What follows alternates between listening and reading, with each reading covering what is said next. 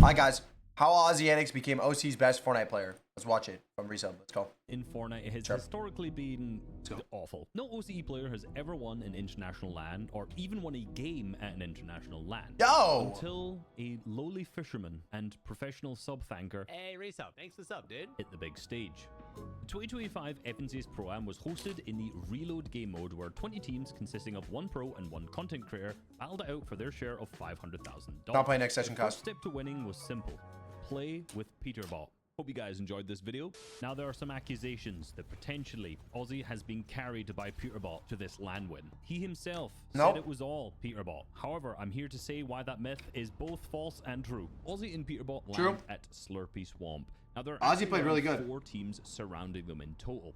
To their east, they have Moxie and Cypher. To their north, they have Booga and Typical Gamer. To the northwest, they have Mr. Savage, Lachlan, Seti, and Daya. And then to the south, they have Mongrel and Ali A. What the f is this?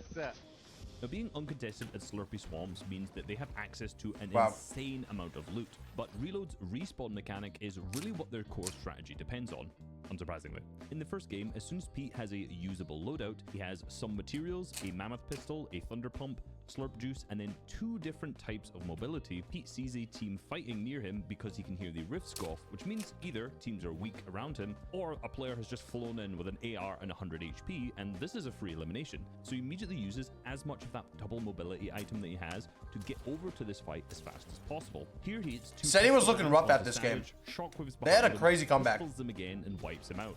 But funnily enough, OCE was not useless here. He shockwaves up to help out as well and ends up picking up an Elim onto Seti. So this is the first instance in this pro-am. Look at that. Creator killing a pro. Let's go. Now That's a crazy stat. No shotgun and no materials, but I'm not taking this away from him. This was a good Elim. Then when Mr. Savage respawns out of the sky, Pete can just chase him down because again, this is a relatively free elimination. So after Pete manages to wipe out Savage for a second time, this is now 3 Elims and 3 elimination points since it's 1 point per Elim.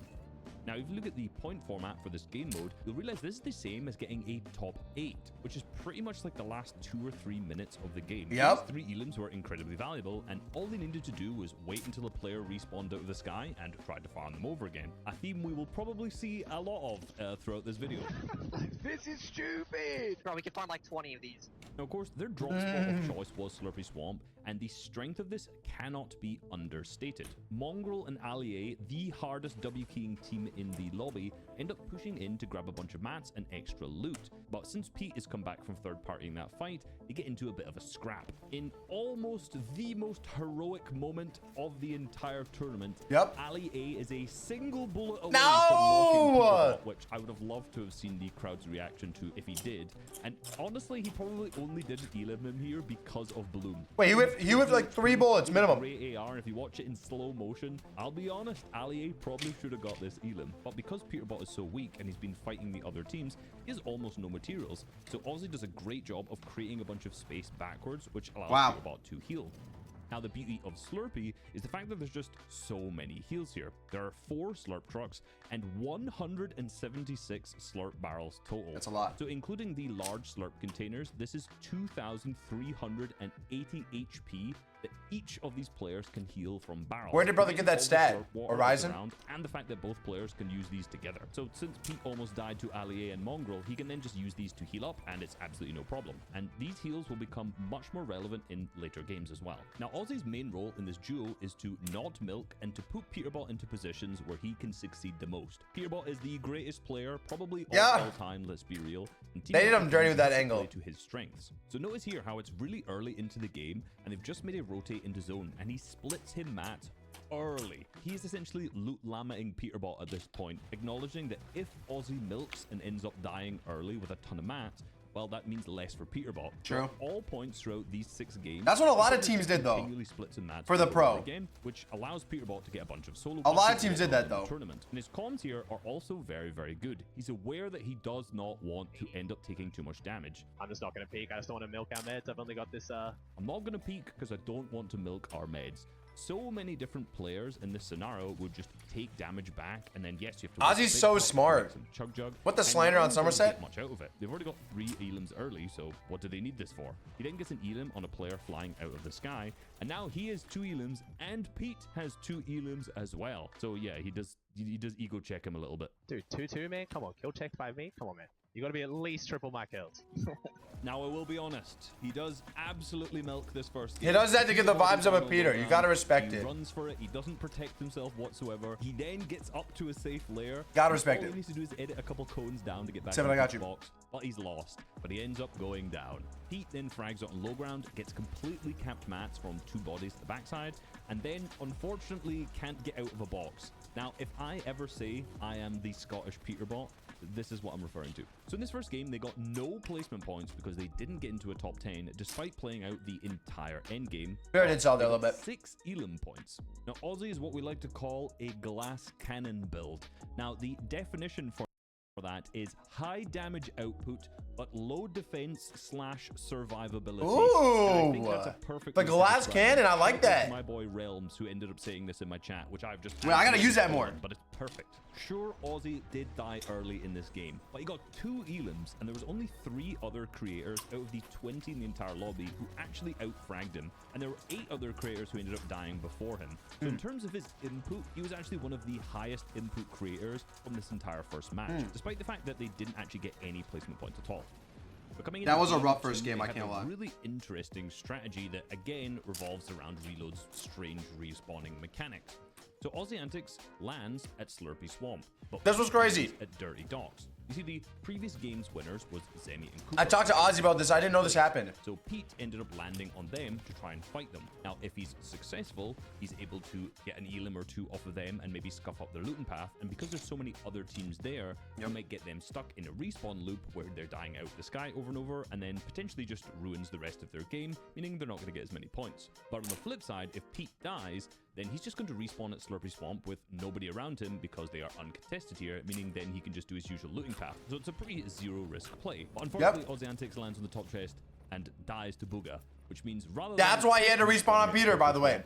he respawns at Dirty Dog Look with it. a bunch of other teams, meaning he then gets stuck in a loop of continually respawning and dying out of the sky. Fortunately, he is able to glide back to Slurpy, and Pete comes with him as well, and then both of them are able to loot, because again, there's just so much shield and loot in this drop spot. Apparently, Crazy. Aussie actually IGL'd this call to make Pete go and land on that team, which is the right play. Just unfortunately, he learned mid-tournament that landing on the top chest, probably not a good idea. And neither of them did this after this. But this game showed a lot of these strange quirks. Makes sense. With actually how the LAN event was run. You see, these players don't use their regular normal accounts. They don't just sign in here on them. Instead, a new account is created for them, and all of the cosmetics and their name, etc. is transferred onto this temporary account used for the LAN. But when I say cosmetics, I really mean cosmetic, because whatever the player's account had on them at the time that they had currently equipped, a bug forced the players not to be able to change their skins at all. So for example, if you saw a loser fruit skin, it was either going to be Alex or loser fruit. If you saw a no skin, that was probably going to be Cypher PK or Nicky30, because their icon skins either didn't transfer over or they didn't want to wear them because they didn't want to get focused. And if you saw the Ali skin, unfortunately, that meant probably free elims. Now, he may have almost gotten the elim onto Peterbot in game number 1. That was a bug? That was not going to be the trend going forward. I didn't know that was a bug. I thought they had to wear the skin. Him and Mongrel rotating to the south of him, and shockwaves onto them. Now, he full boxes. I know that was a Ali, bug. I'll be honest, this is probably one of the longest wall sniffs I have. That's why they never showed Nick or Then, Cypher, Mongrel's a because they were solo, Peterbot defaults. can just chase him over and over again, and he gets a really nice elim on him, getting completely capped mats. Now, you may be asking, what was Aussie doing at this time?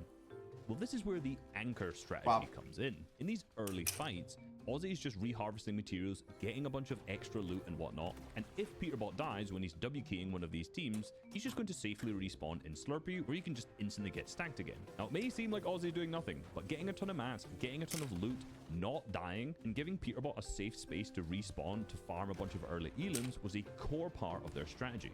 Now, if you're going to play with Peterbot, you have to be confident. Slap, thank you, man. Match his style of play, or else you're just not going to blend well. And Aussie has confidence, I can tell you that much. Cammy and Jacob rotate into Slurpy Swamp and box up next to them. And with 0 damage dealt by Aussie or Peterbot onto this duo, Listen to the call. Maybe we can shockwave in, bro. It's up to you. Nah, nah. Nah, okay. Unreal. Cinemag. That was one of my favorite moments of the entire tournament. Then they build a cross. That's Aura. Pete says we can jump in. And with no hesitation, Ozzy just follows him, jumps in, Wait. and actually picks up the Elim onto Jacob. Now, this is actually quite important because had Peterbot just jumped in, Cammy would have gone into a 1v1 with him because they had the wall between them. But because Ozzy dropped down, grabbed the wall, this actually scared off Cammy, meaning that they didn't risk. Bro, they have Aura. Comes What? the end game. He may have milked a second time, but he did drop Pete capped mats Before again, dying, yeah. And this is definitely where the Aussies just doing a viewing party on LAN accusations did start to come in. However, when he's dead, he just calms the really important things like materials left, and he marks Bro, every single zone. that's what's good about He's Aussie, bro. annoying, he doesn't Wait, they had scream supported and creators shout above the and do webcams? I didn't even notice distract that. Peterbot. He's basically the kinda perfect cool. dead player, if that makes sense. Bro, Pete as a solo is able to get up I'm to not the even top showing, four. like, Ozzy has so He much says comp reload, knowledge just but 'cause he always does unfortunately, viewing there's parties. It no actually fighting helps a little bit in reload, this situation. even reload tournaments, so he immediately dies. Like, After actually. these first two games, they're up in fifth Fifth place, place, out yeah. of 20 teams with 4 games remaining. Now, the replays for this event were entirely broken, so Blueberries. I wouldn't even be able to make this video if it wasn't for Assyrian, who basically recreated replays that I'd be able to record from. So big shout out to them. Not a sponsor, but without them, this video would be much worse. Go follow, links down below. Game 3, I'll be honest, there's not that much to talk about. They got a bunch of max zones, and they used all of their mobility early, and then Pete just had a grappler, so he couldn't actually help Ozzy rotate whatsoever. So Ozzy just split him his mats and just said, sayonara, good luck, solo. So you know what? He knew his place. He was Loot Lama in this. But unfortunately, Pete only was able to solo clutch up to a top 10, which again is only halfway through the lobby. Yep. So they ended up dropping from 5th place down to 7th. But the next game would not be so uneventful. This was probably the most entertaining game of the entire weekend. And it was all thanks to Ali A. Now at the start, Ozzy makes a call that he should W key Cypher PK, who is struggling to the east. Dude, I swear we can look at PK though, bro. PK goes for that slurp. That's where I'm about to go. That's where I'm about to go. Unfortunately, he doesn't say to the east, and Peterbot doesn't actually know the teams that are landing around him. So he W keys to the north, and he comes across Booga and TG. Now, after hitting a couple shots for around 50 to 100 damage onto TG, he starts to W key him, and he gets full pieced by TG in a phenomenal moment. Wait, I thought it was. Oh. PK is to the east, bro. You got a full key east for PK if you want to get that team. Okay. But again, because it's reload, he then respawns. In what world are inside they of able to get the away with that? flies once out of the sky. Then Ozzy makes a good play to go inside of the main building where the roof is higher, which allows Pete to actually drop down safely. And then because of the slurp, he can just basically get instantly healed up again, and then they can just continue to play out the rest of the match. So Ozzy's role here as the anchor to always allow Pete to W key comes in very clutch. Then again, later into this game, they spot Ali A. Now, again, because it's just the Ali A skin, you know, unfortunately, he is the worst player in the lobby and is going to be very easy to Elim. So Nah, he's after not- Pete gets an Elim onto him, they build up onto a hill right Ali's next to him. crazy. No, no, no. Okay, listen. Yep. We're going on this hill. We're farming it. And Mongrel is sitting below the hill, basically unable to move. This means that Ali A repeatedly spawns out of the sky and dies. Thank you, Zyro. Over and over and over and over. I could keep going again. His reactions, quite funny, I will say. What the f is this? This is stupid! Let me change my skin so people stop farming me, bro! But all of a sudden, every stream from inside the venue went down.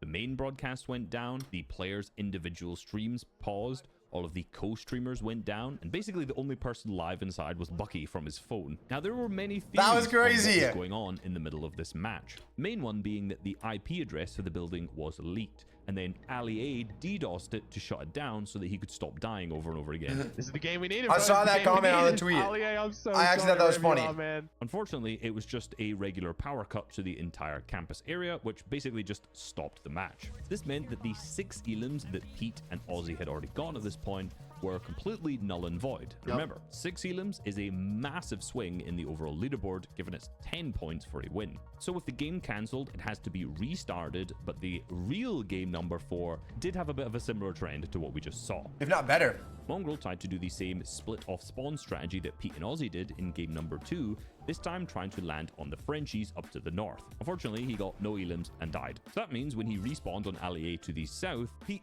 immediately heard that. So at this point, Ozzy made a great play to drop all of his materials and all of the good weapons he had to Pete so that he could go and W key the team while he kept re-farming. Pete then is able to re-elim Mongrel again and leaves Ali alive so he can try to farm Mongrel out of the sky.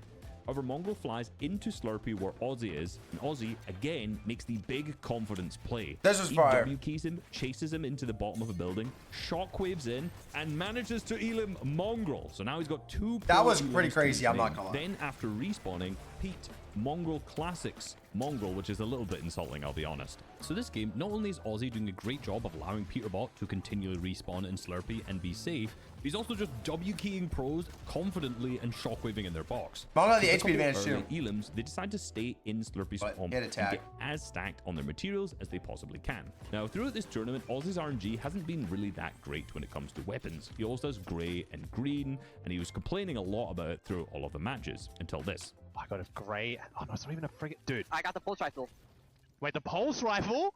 Yeah, Yo, we okay. win, we win, we win. Now, the overclocked pulse rifle is the highest damage per second Yes, of any assault sir! rifle, being 237.5 damage per second, and giving Oh it to my Pete is kind of gosh. unfair. He also pulled a really good Slurpee Unfair, zone that's this game, which cool. allowed Pete to go up on top of the building and just spray everyone on rotate. At this time, Aussie was sitting down below, refarming as many materials as possible to keep them as stacked as they could. Now, Aussie's main job in this is to stay alive. He has milked 3 end games so far, 2.5 we'll say, because the previous one Come on. wasn't really his fault. They just didn't have any mobility. And all of the previous 3 winners of the games had Were a both the duo. pro player Yep. and the content creator alive to the end.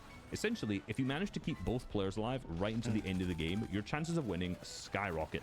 And by playing high They only were doing not that good because they didn't have any placement points. That's why. They were getting so many kills, which was like they were getting, that's why they were top 5. entire game, they managed this Up until this incredibly point. well. The final 4 players in this match were Peterbot, Cold, Cooper, and Aussie Antics. And with some beautiful shots from the pulse rifle, Peterbot was able to wipe out Cooper and win the game. So yes, this means that OCE finally has a victory royale at an international LAN. It's not Muzz, Yes, it's not sir. Alex, it is Aussie Antics. Let's go. With this win, they're now up into second, only being 3 points behind Cooper and Zemi in first. Now, I will be honest, he glass cannons the last 2 games. Mickey Mouse Pro, I am. And basically only played 1 end game out of 6. But Peterbot was able to clutch up a top 5 finish in both of these last 2 games, enough just to let them win over Cooper and Zemi. No. But it wasn't their end games and placement that won them the tournament. Remember, this format That was a crazy really Faxi Rezon game. reliant on elims. And out of the teams who placed in the top 5, they actually had the lowest placement points being... Hey, we're almost done. We're almost done, chat. But it's Yo, the elims they were getting that some really over to made Lena. a Yo, difference. I appreciate They that, had whoever it is. 41 elims Lena will total, definitely but appreciate the this next sub a lot. highest team was Somerset and Thomas HD. Yeah, Higgs, I got it. 7th, where they got 27. Now, Aussie's role in these elims listen was to this. incredibly important. Outside of game 2, where he died out of the sky and then got farmed a little on respawn, he Yeah. did not die on respawn once, whilst Peterbot was out farming kills on players around them. Sure, Peterbot did the heavy lifting, but Aussie was reliable, confident, and definitely downplayed his own part because he died in every single endgame, but he was incredibly important in winning this tournament, and of course, being the first LAN winner from OCE, and therefore, OCE's best player. Now, if you want to see how I became Scotland's best Let's go, bro. Hey, W resub, bro. W video. for 6 Like the days, video, you can man. click on this And really well put together video. Aussie 1 land. Let's go.